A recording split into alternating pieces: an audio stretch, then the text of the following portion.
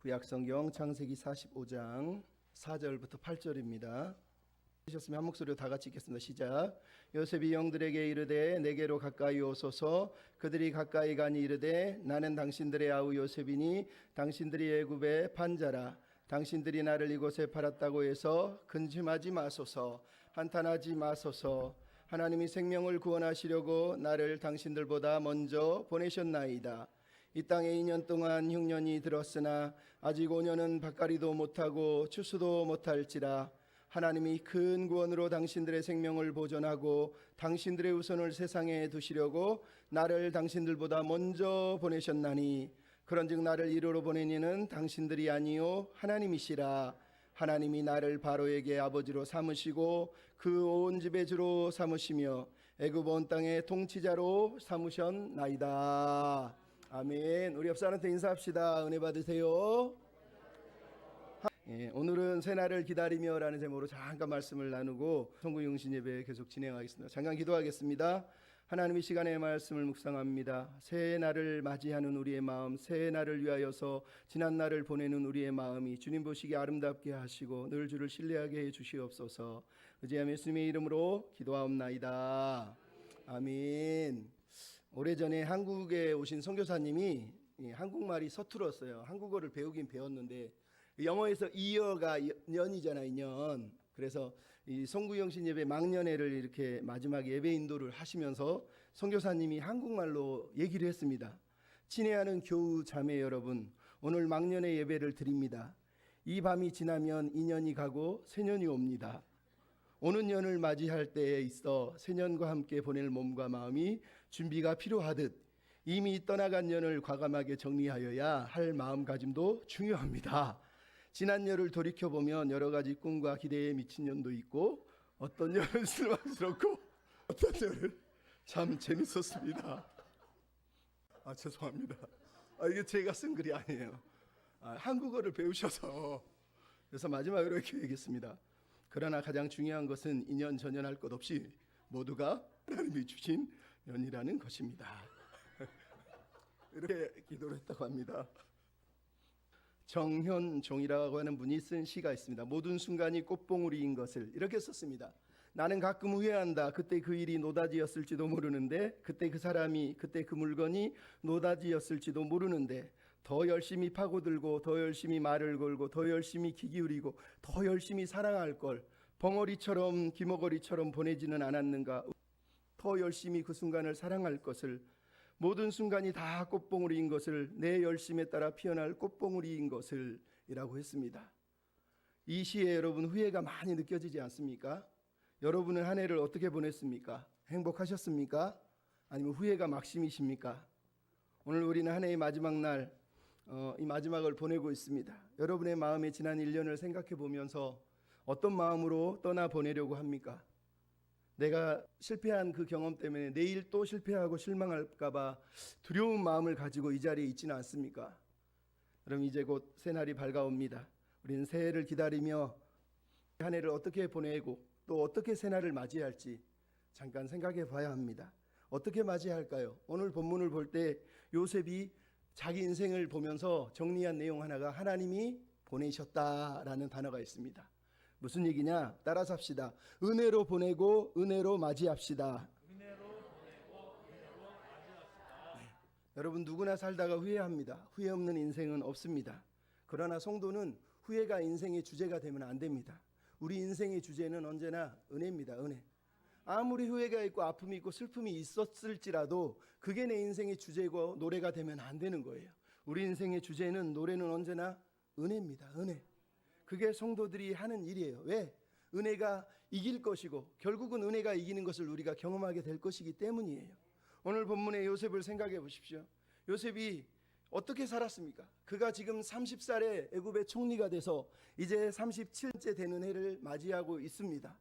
그는 그 이전에 30대 되기 전에 14, 5살에 형들에게 죽임을 당할 뻔하다가 노예로 팔려갔다가 애굽에 노예로 살다가 감옥에 가서 살다가 그렇게 10여 년을 노예로 살았으면 얼마나 억울합니까? 얼마나 비참합니까? 근데 이제는 드디어 총리가 돼서 애굽의 영화를 누리면서 총리의 직을 감당하고 있습니다. 참 기막힌 인생을 살아가고 있습니다. 근데 이렇게 잘 나가던 때에, 영광의 때에 갑자기 자기 앞에 자기를 죽이려고 했던 형들이 찾아왔습니다. 아버지의 명을 따라 양식을 구하려 온 거예요. 그리고 자기 앞에 엎드려 절을 하고 있습니다. 인생이 자기에게 준 최고의 복수의 기회를 지금 허락한 것입니다. 우리 같으면 과거의 그 아픔을 생각하면 징글징글하지 않습니까? 그 형들을 향해서 복수를 했을 법한데, 요셉의 마음에는, 삶에는 과거의 상처가 보이지 않습니다.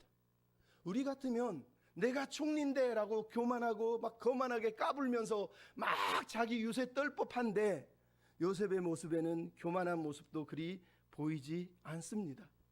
어떻게 그가 이렇게 담담하게 살아낼 수 있었을까요? 그것은 그가 자기 삶의 모든 것들이 하나님이 함께 하셨고, 아픔도 성공조차도 하나님의 뜻 안에서 은혜로 받아들였다는 것을 우리가 오늘 본문을 통해서 보게 되는 거예요. 과거의 아픔도 현재의 성공도 그의 믿음을, 그의 신실함을 흔들어대지 않고 있어요. 아니, 흔들리지 않고 있는 거예요. 그럼 이게 신앙이에요. 이게 은혜 안에 사는 사람들인 거예요. 과거의 아픔에 발목이 메어서 과거의 상처에, 과거의 실패에, 복수심에 활활 타는 인생은 하나님의 사람이 아닌 거예요. 오늘 우리가 망년회라는 말을 많이 하지만, 망년회는 기독교적인 용어가 아닌 거 아시죠? 망자는 망할 망자, 떠나보내다, 죽이다, 이런 망자예요. 그러니까 그 망자에다 마음심을 넣었으니까 내 마음속에서 과거의 아픔, 상처들을 떠나보내거나 죽여 없애는 거, 즉 기억하지 않겠다라는 의도를 가지고 쓰는 게 망년회예요. 하지만 기독교는, 교회는 망년회를 쓰지 않습니다. 물론 요즘은 망년회보다 송년회를 많이 쓰죠. 우리는 떠나보냅니다. 근데 떠나보내면서 뭘 하느냐? 과거를 잊어버려야 됩니까? 아니요. 성경은 우리에게 잊지 말라고 해요. 오히려 기억하라고 합니다. 기억하라고. 구약 성경만 보십시오. 하나님 뭐라고 그럽니까? 네가 애굽의 종되었던 때를, 네가 광야에서 나그네로 살았던 때를, 네가 정말로 가진 것 하나도 없이 그렇게 살 때 하나님 너를 보호해 주셨던 걸 기억해라 얘기합니다. 신약 성경은 뭐라고 그럽니까? 불순종의 아들 사단의 세상에 종되어서 허물로 죽었던 너희들, 그래서 하나님 앞에 연약했을 때, 원수 됐을 때, 죄인 되었을 때, 그때를 기억하라는 거예요. 그때 하나님이 뭘 하셨다고요? 그 크신 은혜와 긍휼과 사랑으로 우리를 구원해 주셨다는 거예요. 여러분, 오늘 본문의 요셉을 보십시오. 요셉이 모든 것을 은혜로 보내고 은혜로 받아들이고 사는 사람이라는 걸 알 수 있어요. 지금 형들 앞에서 형들이 찾아온 걸 보고 요셉이 뭐라 그럽니까? 당신들은 나를 팔았지만 하나님은 나를 보냈다는 거예요. 당신들이 내 인생의 과거에서 나를 판 사람일지 몰라도 내 인생의 주어는 당신들이 아니라 하나님이라는 거예요. 내 인생은 하나님이 보내신 인생이지 당신들이 판 인생이 아니라는 거예요. 그래서 나는 억울하지 않다라고 말하는 거예요. 여러분, 우리가 이 믿음을 가지고 살아가야 되는 거예요. 여러분, 세상이 나를, 사람들이 나를, 그게 여러분 입에 붙으면 안 돼요. 우리는 그러나 하나님이 나를이라고 말할 수 있는 신앙을 가지고 살아야 되는 것입니다. 모든 것이 은혜임을 아는 사람은 그래서 감사할 수 있는 거예요. 오보영이라고 하는 분이 송년이라고 하는 시를 썼는데 이렇게 썼어요.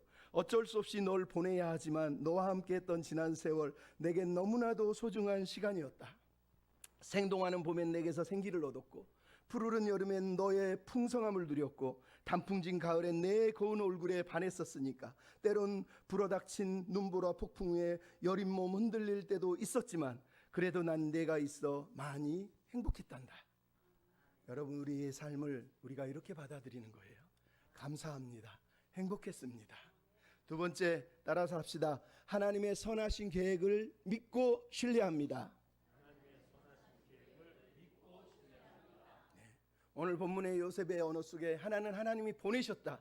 8절에 두 번째 언어가 나오는데 하나님이 자기를 삼으셨다는 거예요.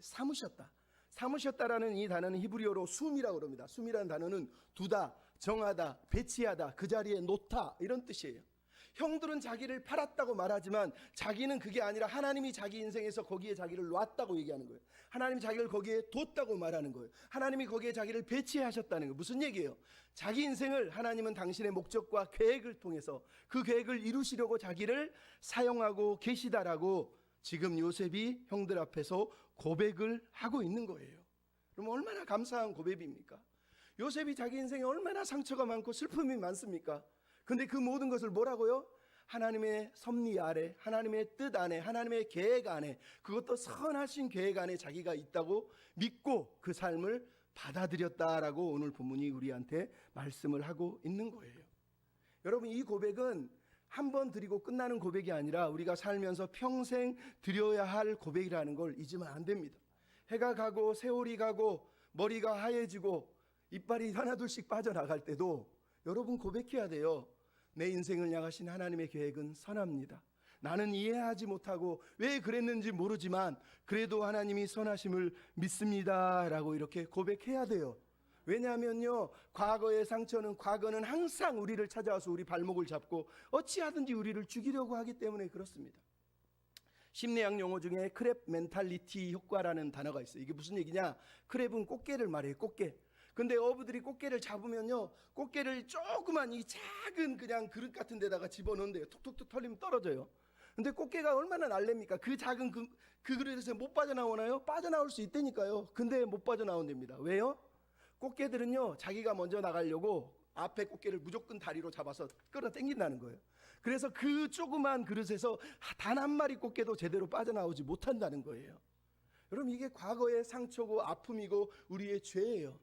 여러분, 우리가 과거에 매달려 살면 형들처럼 요셉이 용서해 줬는데 당신이 나를 판 게 아니라 하나님이 나를 보냈는데 하나님이 나를 이렇게 삼아줬습니다라고 얘기했는데도 불구하고 우리가 50장을 나중에 보면 무슨 일이 벌어집니까? 50장 10절 17절에 보면 요셉의 아버지 야곱이 죽자마자 형들이 아버지가 죽었으니 요셉이 드디어 나를 죽일 거야, 우리를 죽일 거야. 아버지가 있는 동안은 우리를 봐줬지만 이제 아버지가 돌아가셨으니 이제는 우리를 죽이겠지.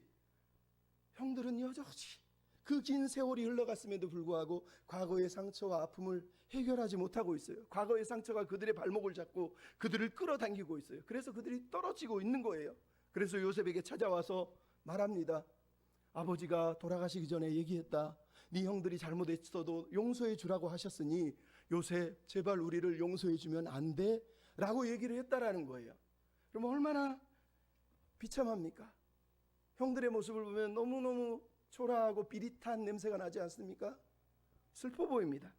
그런데 요셉은 그들의 간청을 듣고 너무 안타까운 나머지 눈물을 툭툭 떨어뜨리지만 그럼에도 불구하고 요셉은 45장 5절에 했던 것처럼 50장 19절에 똑같은 얘기를 19절 20절에 합니다. 뭐라고 하느냐?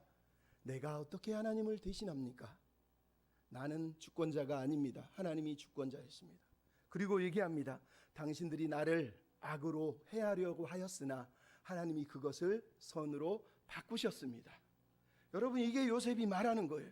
요셉은 과거의 발목에 잡혀가지고 해가 바뀌어도 날이 바뀌었는데 내일이 왔는데도 여전히 과거의 오늘, 모레가 왔는데도 여전히 과거의 오늘로 살지 않았다라는 거예요. 형들은 그렇게 살지만 요셉은 그렇게 살고 있지 않다는 거예요. 왜? 요셉이 믿는 하나님은 우리 인생의 주권자시기 때문에 계획을 가지고 선한 계획으로 우리 인생을 이끌고 가고 계시기 때문에 비록 과거에는 상처가 있었고 아픔이 있었고 실수했고 실패했어도 하나님은 그것조차도 선으로 바꾸실 수 있는 분이라는 걸 요셉이 믿었기 때문이에요. 여러분도 한 해를 보내고 새해를 맞이할 때 하나님의 주권, 하나님의 선하신 계획을 믿어야 됩니다. 믿어야 됩니다. 성경에 하나님은 얘기합니다. 이사야서에 보면 보라 내가 새 일을 나타낼 것이다 말합니다. 고린도후서 5장에 보면 뭐라 그럽니까? 이전 것은 지나갔으니 보라 다 새 것이 되었도다. 계시록에 보면은 계시록 21장 5절에 뭐라 그럽니까? 보라 내가 만물을 새롭게 하노라. 하나님은 매일 날마다 새롭게 하시는 분이라는 거예요. 우리가 눈을 뜨는 날은 어제의 과거의 아픈 날이 아니라 오늘 하나님이 소망과 희망과 기대로 우리 삶에 다가오시는 소망의 날이라고 얘기하는 거예요. 그러니 여러분 두려워하지 마십시오. 혹 억울한 일 당하고 힘들다 그래서 그게 전부라고 믿지 마세요. 하나님의 계획 안에 우리가 살고 있어요. 선하신 계획을 믿어야 돼요. 그리고 힘들고 어려울 때마다 예수님을 생각하세요. 요셉을 생각하세요. 요셉이 우리에게 말하잖아요. 괜찮다, 괜찮다, 별거 아니다. 예수님이 십자가에서 말씀하시지 않습니까? 그 고통, 그 힘겨움 괜찮아, 괜찮아, 별거 아니야, 별거 아니야. 여러분 별거 아니에요. 하나님의 선하신 주권과 계획 속에서 우리는 결국 승리할 거예요. 은혜가 이길 것이고 하나님의 계획이 이기실 것이에요. 그러니 여러분 한 해 힘들었다고 몇 년 힘들었다고 그게 내 인생이 끝난 것처럼 살지 마십시오. 애처럼 그렇게 징징거릴 필요 없어요. 예수님을 묵상하시고 하나님을 바라보십시오. 그분의 계획 앞에 신뢰하며 감사하며 살아야 됩니다. 어느 흑인 병사가 이렇게 기도했어요. 주님, 저는 출세를 위해 당신께 힘을 구했으나 당신은 순종을 배우도록 저에게 연약함을 주셨습니다. 주님, 저는 위대한 일을 위해 건강을 구했으나 당신은 그보다 선한 일을 하도록 저에게 병을 주셨습니다. 주님, 저는 행복을 위해 부귀를 청했으나 당신은 지혜로운 자가 되도록 저에게 가난을 주셨습니다. 주님, 저는 만민으로부터 존경받는 자가 되려고 명예를 구했으나 당신은 저를 비참하게 하시어 당신만을 바라보게 하셨습니다. 주님, 저는 삶의 즐거움을 위해 모든 것을 소유하고 싶었지만 당신은 모든 사람에게 즐거움을 주는 삶을 살도록 저를 가난하게 하셨습니다. 주님, 비록 제가 당신께 기도한 것은 하나도 받지 못하였다 하더라도 당신이 저에게 바라시는 모든 것을 주시었으니 주님 참으로 감사합니다. 여러분, 이게 우리의 신앙의 자세가 되어야 됩니다. 한 해를 보내실 겁니까? 은혜로 보내십시오. 그리고 은혜로 맞이하십시오. 하나님의 선하신 주권과 계획을 믿고 그 계획을 신뢰하고 선하신 하나님이 내 인생의 주관자가 되심을 믿고 나아가는 저와 여러분이 다 되었으면 좋겠습니다. 은혜로 맞이하고 은혜로 떠나보내고 선한 은혜에 감사로 맞아들이는 저와 여러분이 되시기 바랍니다. 장하 기도하겠습니다.